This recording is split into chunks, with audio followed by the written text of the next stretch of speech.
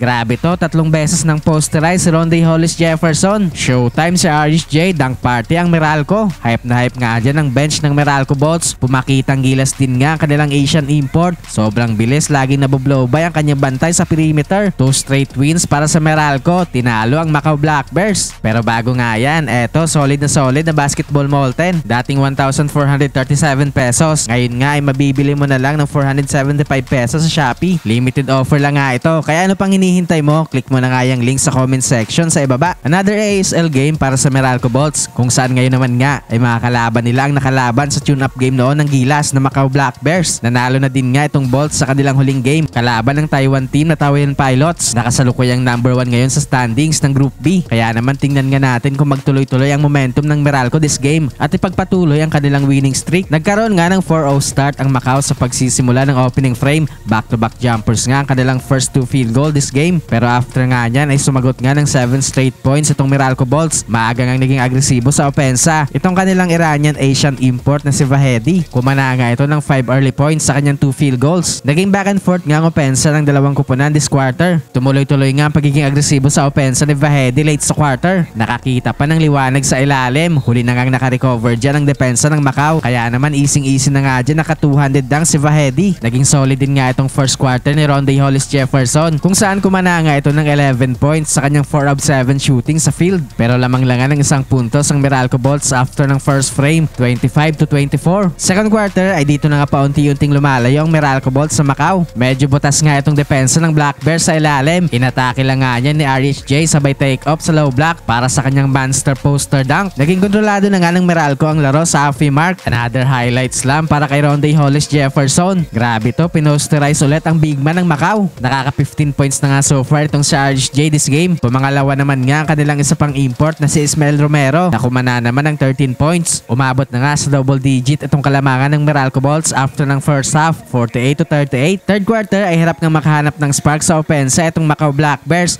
Lagi nga may sagot ang Meralco Bolts sa kanilang mga baskets. Dunk party na nga itong Meralco Bolts this quarter. Sinimulan nga yan ni Ismael Romero sa kanyang 100 throwdown. Sabay sinundan naman nga yan ng another poster dunk ni Rondae Hollis Jefferson. Outside shot.